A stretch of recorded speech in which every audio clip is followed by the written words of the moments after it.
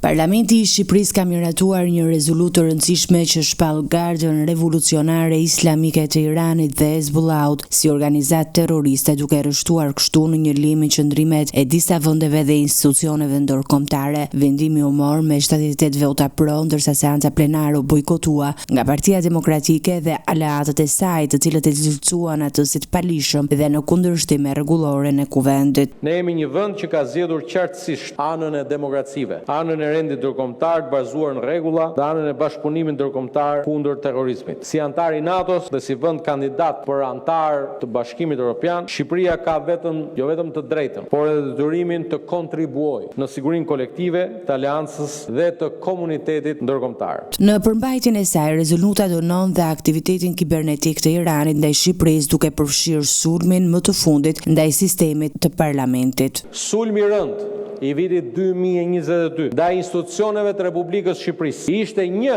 nga episodet më serioze të agresionit kibernetik ndaj një vendi sovran. Ai synoi të paralizonte shërbimet tona publike, të dëmtonte funksionalitetin e institucioneve dhe të cënonte besimin e qytetarëve në shtetin e vet. Nga ana tjetër, opozita reagoi ashpër ndaj këtij vendimi, edhe pse dy deputetë të saj ishin të pranishëm në sallë. Rald Kapri votoi pro rezolutës, ndërsa Redi Muçi zgjodhi të abstenojë. Ne në Lëvizjen Bashkë kemi denoncuar represionin e shtetit iranian ndaj popullsisë vendaseve këtu e 15 vjet shkuara, kështu që vazhdojmë ta denoncojmë, sidoqoftë që të jemi serioz, do duhet që para se të na paraqisnit këtë rezolutë të kishit miratuar para pak muajsh rezolutën që dënon gjenocidin e shtetit serb ndaj Kosovës. Këto rezoluta që janë bërë të një pas njëshme, është thjesht për të shpëtuar fatin politik të Edi Ramës, në atë e dim që çfarë do ndodhi së shpejti, dhe nevoja për të treguar sa më shumë servil në sytë e perëndimorëve na bën që të cilë dhe rezoluta të tilla.